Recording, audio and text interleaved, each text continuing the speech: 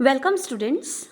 In this video we are going to continue with the different ways of creating a dictionary. In the last video you were given an introduction to dictionary. So now let us see what are the different methods of creating a dictionary. Okay? So starting with the very first and simple method, children, the simplest way of creating a dictionary is to keep some key value pairs directly inside curly braces. आप कुछ key value pairs बनाइए और उनको directly एक curly brace के अंदर रख दीजिए and that creates a dictionary which is the most common and easiest method of creating a dictionary. ठीक है, तो जब भी हमें कोई एग्जाम्पल देना होता है डिक्शनरी का तो we generally follow this method to create the dictionary.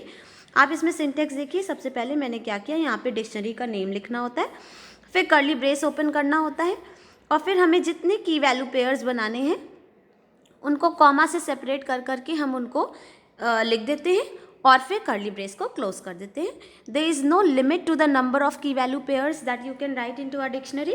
तो ये टोटली आपकी चॉइस पे है, आप कितने की वैल्यू पेयर रखना चाहते हैं, लेकिन हम इस तरह से उनको लिखते हैं. ठीक है, यहाँ पे आप दो एग्जांपल्स भी देख सकते हैं. First of all I have created a dictionary जिसका नेम मैंने डी रखा है और उसमें मेरे पास देखिए कौन कौन से की वैल्यू पेयर्स हैं. नेम जिसकी वैल्यू है अमन, फिर एज उसकी वैल्यू 40 है, जेंडर वैल्यू एम है और सैल की वैल्यू 9000 है. तो इस तरह से मैंने 4 की वैल्यू पेयर बनाए और उनको कर्ली ब्रेस के अंदर रखा और उसको मैंने नेम दे दिया D. So this D is the name of this dictionary. इसी तरह मैंने देखिए यहाँ पे एक दूसरी डिक्शनरी बनाई है ए नेम की, उसमें मैंने फिर से 4 ही की वैल्यू पेयर रखे हैं, आप कितने भी रख सकते हो. लेकिन यहाँ पे आप देख रहे हैं कि हमारी जो कीज़ हैं वो इंटीजर भी हैं और स्ट्रिंग भी है. ये 3 इंटीजर हैं और स्ट्रिंग भी है. तो हम किस किस टाइप की कीज़ बना सकते हैं that will be discussed in some time after learning the ways of creating the dictionary. लेकिन फ़िलहाल आप ये जान लीजिए कि इस तरीके से की वैल्यू पेयर बना के हम उन्हें कर्ली ब्रेस के अंदर रख के एक नेम दे देते हैं और ये डिक्शनरी का नेम बन जाता है. ठीक है, इसको प्रैक्टिकली भी देख लें.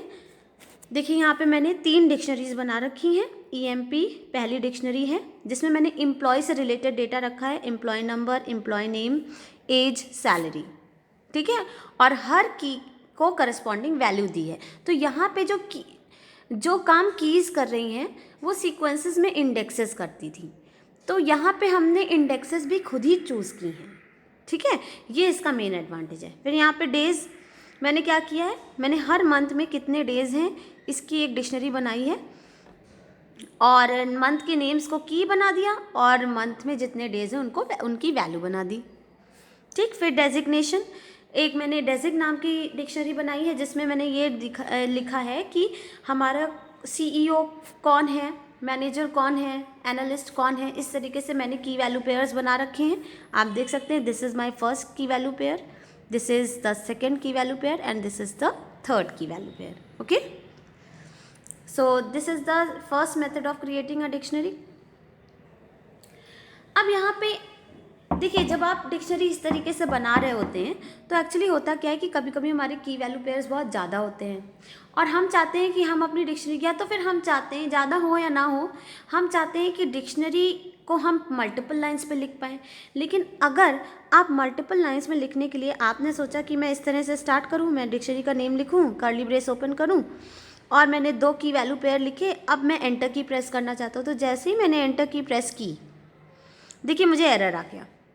यानी आप डिक्शनरी को मल्टीपल लाइंस में इस तरह नहीं लिख सकते, आप कहीं भी एंटर की प्रेस नहीं कर सकते. उसका एक तरीका होता है. तरीका क्या है, जैसे कि एक सिंगल लाइन स्ट्रिंग को आप मल्टीपल लाइंस में एक्सटेंड करने के लिए बैकस्लैश लगाया करते थे, वैसे ही यहाँ पे भी बैकस्लैश लगाना पड़ेगा.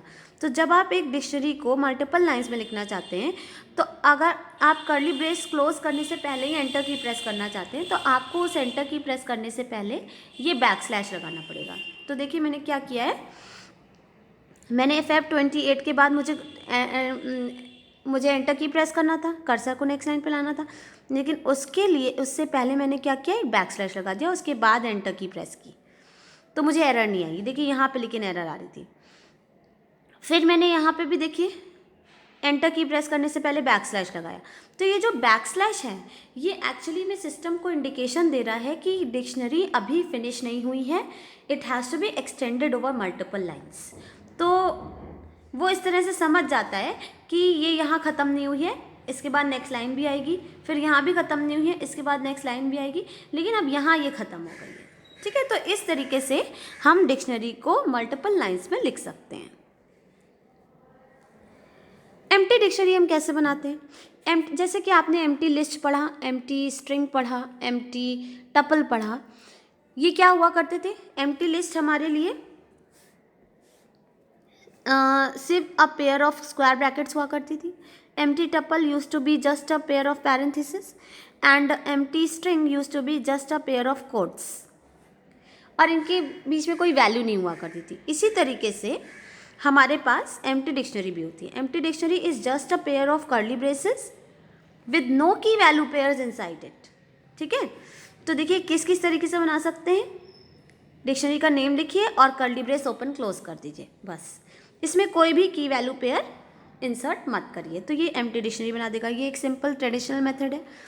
लेकिन हमारे पास एक फंक्शन होता है डिक्ट फंक्शन, जो कि आपके डिक्शनरी के लिए कंस्ट्रक्टर फंक्शन है। कंस्ट्रक्टर फंक्शन मतलब ऐसा फंक्शन जो कि आपके लिए डिक्शनरी क्रिएट करेगा।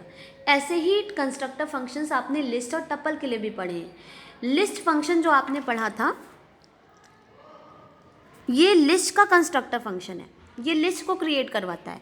इसी तरह टपल के पास भी अपना एक कंस्ट्रक्टर फंक्शन होता है जिसको हम टपल कहते हैं। इसका काम होता है टपल क्रिएट कराना।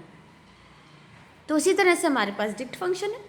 डिक्ट फंक्शन हमारे लिए डिक्शनरी क्रिएट करवाता है। तो अगर इस डिक्ट फंक्शन के अंदर हम कुछ नहीं देते हैं तो ये हमारे लिए एम्प्टी डिक्शनरी क्रिएट कराता है। You can see the practical implementation also. मैंने D is equal to curly brace लिख दिया, तो जब डी को प्रिंट कराया तो देखिए एम्प्टी डिक्शनरी प्रिंट हुई। इसी तरह मैंने x is equal to dict लिख दिया, तो जब एक्स को प्रिंट कराया तो देखिए कैसे डिक्शनरी क्रिएट हुई। तो this is just a pair of curly braces with no key value pairs inside it. ठीक है, अब ये तो मैंने दिखाया आपको कि कैसे हम डिक्ट फंक्शन की हेल्प से एम्प्टी डिक्शनरी बना सकते हैं। मान लीजिए हमें डिक्ट फंक्शन की हेल्प से नॉन एम्प्टी डिक्शनरी बनानी है। ठीक है, तो उसके लिए हम कैसे काम करते हैं? उसके लिए डिक्ट फंक्शन को हम 4 तरीके से यूज़ कर सकते हैं। सबसे पहला तरीका होता है कि हम की वैल्यू पेयर्स को एज कीवर्ड आर्ग्यूमेंट्स दे दें। कीवर्ड आर्ग्यूमेंट्स ये टर्म आप अभी नहीं समझ सकते, it will be clear to you when you study user defined functions. लेकिन कीवर्ड आर्ग्यूमेंट्स का मतलब है कि आप की वैल्यू पेयर्स को इस तरीके से दे दें। की जो है आपको, आप उसको वेरिएबल नेम के जैसा बना दें और वैल्यू को वैल्यू जैसा बना दें, इस तरीके से। ठीक है, तो आप असाइनमेंट ऑपरेटर की हेल्प से की वैल्यू पेयर बनाते हैं। ठीक, अब जैसे देखिए यहाँ पे मैंने क्या किया, मेरा पहला की वैल्यू पेयर था ENO और उसकी वैल्यू थी 101, तो मैंने इसको इस टाइप से दिया। इनको हम कहते हैं कीवर्ड आर्ग्यूमेंट्स। ठीक है, इसी तरह से आप ENAME is equal to Amit दिया, एज इज इक्वल टू 45 दिया। इस मेथड में एक रिस्ट्रिक्शन होती है कि आपकी कीज़ हमेशा स्ट्रिंग ही होनी चाहिए, वरना ये मेथड यूज़ नहीं हो सकता। ठीक है, तो यहाँ पे मैंने अपनी कीज़ को स्ट्रिंग बनाया है, लेकिन देखिए कोट्स नहीं लगाया है क्योंकि इन स्ट्रिंग्स को मैंने वेरिएबल नेम के फॉर्म में दिया है। ठीक, लेकिन आप देखेंगे जब आप इस डिक्शनरी को प्रिंट करवाएंगे तो आपको इन पे कोट्स मिलेगा। ये सिस्टम अपने आप करता है। ठीक है, तो यहाँ पे देखिए क्या हुआ कि हमने डिक्शनरी को कैसे की वैल्यू पेयर्स दिए, असाइनमेंट ऑपरेटर की हेल्प से दिए। ठीक है, हर की वैल्यू पेयर को वेरिएबल नेम और उसकी वैल्यू के फॉर्म में हमने पास कर दिया कॉमा लगा के, और ये हमारी डिक्शनरी क्रिएट हो गई। ठीक है, this is the first method. उसके बाद क्या है, passing another dictionary as argument to dict function.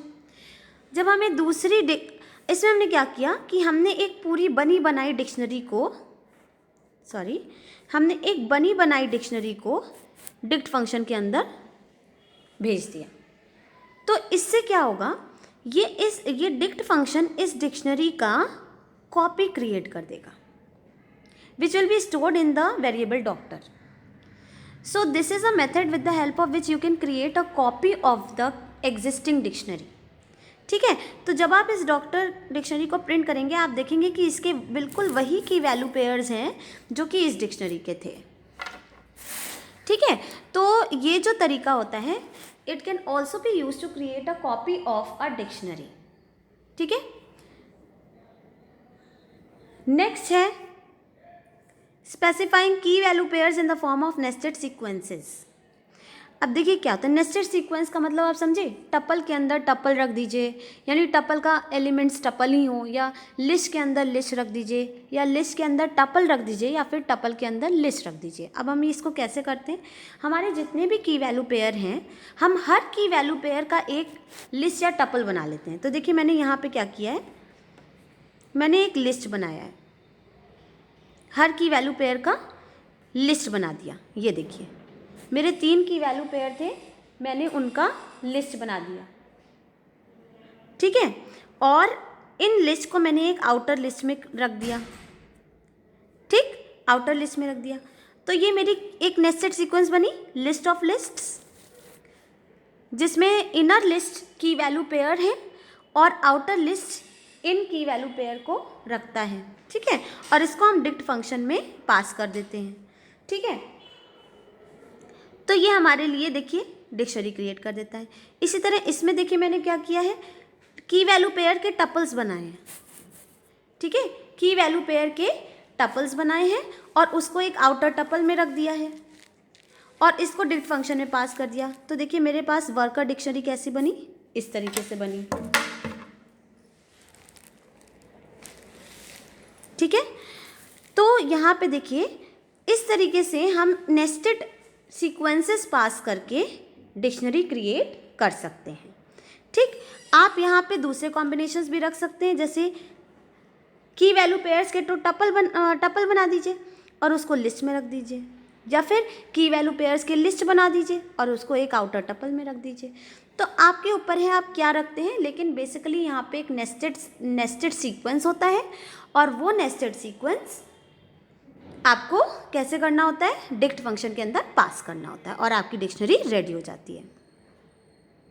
यहाँ पे आप ब्रैकेट्स का ध्यान रखिएगा, बहुत इंपॉर्टेंट है, क्योंकि अगर इसमें ब्रैकेट्स की कमी हो गई तो फिर आपका सिंटेक्स एरर आ सकता है। तो be very careful about the brackets. Okay, उसके बाद नेक्स्ट है जिप फंक्शन। जिप फंक्शन में देखिए क्या किया, एक जिप फंक्शन होता है जिसमें आपको टपल ऑफ कीज़ देनी होती है।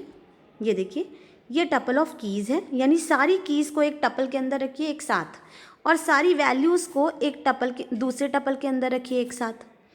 ठीक है, और इन दोनों टपल को जिप फंक्शन में पास कर दीजिए। तो ये जिप फंक्शन क्या करता है, यहाँ से पहली की को उठाएगा और इसकी पहली वैल्यू से ज्वाइन कर देगा और एक की वैल्यू पेयर रेडी कर देगा। फिर यहाँ से दूसरी की उठाएगा और यहाँ से दूसरी वैल्यू उठाएगा और इन दोनों का की वैल्यू पेयर बना देगा। फिर यहाँ से तीसरी की उठाएगा, यहाँ से तीसरी वैल्यू उठाएगा, इन दोनों का की वैल्यू पेयर बना देगा। तो यहाँ पे एक रिस्ट्रिक्शन होती है कि जितनी कीज़ हों उतनी ही वैल्यूज़ हों, वरना एरर आ जाएगी। ठीक है, तो हम टपल ऑफ कीज़ देते हैं, टपल ऑफ वैल्यूज़ देते हैं और इन दोनों को जिप फंक्शन में पास कर देते हैं और जिप फंक्शन क्या करता है, इनका की वैल्यू पेयर बना देता है और इन की वैल्यू पेयर्स को डिक्शनरी के अंदर कौन रखता है, डिक्ट फंक्शन। तो आप यहाँ पे देखिए मैंने क्या किया है, मैंने मेरे पास 3 की वैल्यू पेयर थे तो मैंने 3 कीज़ की एक टपल बनाई, 3 वैल्यूज़ की एक टपल बनाई। ठीक है, और इनको मैंने पास किया जिप फंक्शन के अंदर। ये देखिए ये मेरा जिप फंक्शन आया। ठीक, और इतने को मैंने पास कर दिया डिक्ट फंक्शन के अंदर। तो देखिए मेरी डिक्शनरी रेडी हो गई। ठीक है, इसने क्या किया, BNO को 101 से जोड़ दिया, बी नेम को टुगेदर विथ से जोड़ दिया और प्राइस को 450 से जोड़ दिया।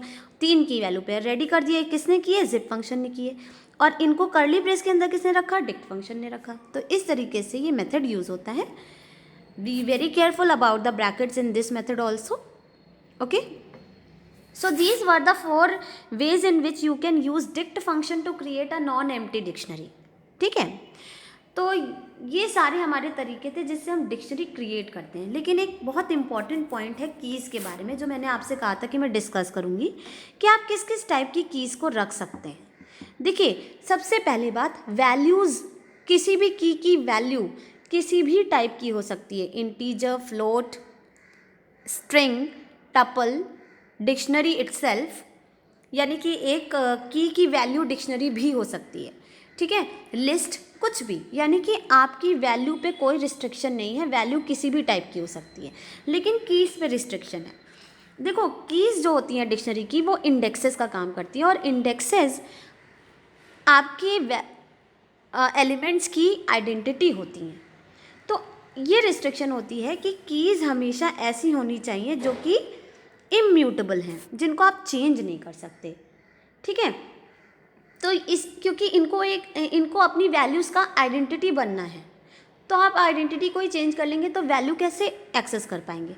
इसीलिए वो कहते हैं कि keys of a dictionary must be unique, must be of immutable type only, otherwise error will be raised, ठीक है। तो किस किस टाइप की आप बना सकते हैं, स्ट्रिंग बना सकते हैं, नंबर बना सकते हैं, या फिर एक टपल, लेकिन ऐसी टपल जिसमें इम्यूटेबल वैल्यूज़ ही हो, क्योंकि टपल क्या होता है, tuple is a collection of values, different type of values, तो उस कलेक्शन में म्यूटेबल वैल्यूज़ भी आ सकती हैं।